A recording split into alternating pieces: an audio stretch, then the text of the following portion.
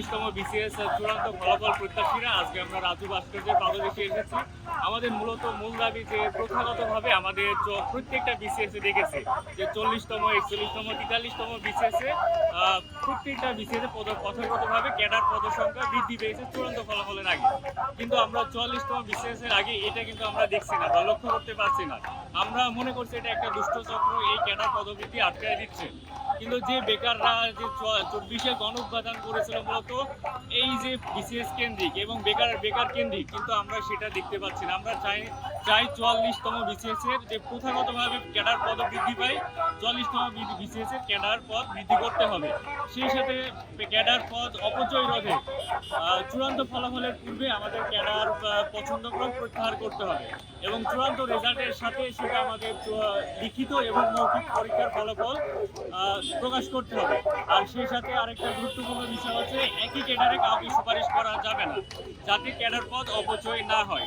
তো আমরা এই যে তপ্ত রোদের মাধ্যমে রাজু ভাস্করদের সামনে এসেছি যে একটা যৌক্তিক দাবি নিয়ে। তো আমরা চাই এটা উপর মহলে জনপ্রশাসন মন্ত্রণালয় এবং পিএসসি এবং সরকার এই বিষয়টা সুদৃষ্টি দিয়ে আমাদের দাবি মানুক, এটাই আমরা আশা করি। বিসিএস এর পদ রয়েছে 1710টি ক্যাডার পদ। তো আমরা আগের যতগুলো বিসিএস ছিল সব থেকে কম ক্যাডারের পদ হচ্ছে এই বিসিএস হচ্ছে, সেটা হচ্ছে 44তম, মাত্র 1710টি। আমরা চাই যে প্রথাগতভাবে সেটা আরও বাড়ুক। আমরা অনেক বিসিএস দেখি 450টা বেড়েছে, 404টাও বেড়েছে এবং 500টা পদও বেড়েছে। তো আমরা এই প্রথাগতভাবে 44তম বিসিএস এর পদ বৃদ্ধি পাক, সেটাই আমরা আশা করছি।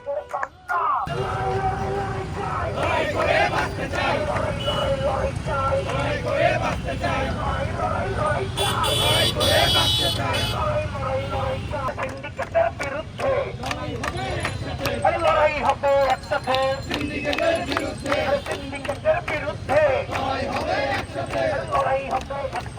সিন্ডিকেটের।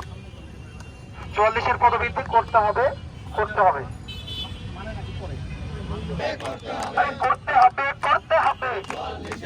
পদবৃদ্ধি, আরে পদবৃদ্ধি আরে করতে হবে। আরে পদবৃদ্ধি আরে করতে হবে।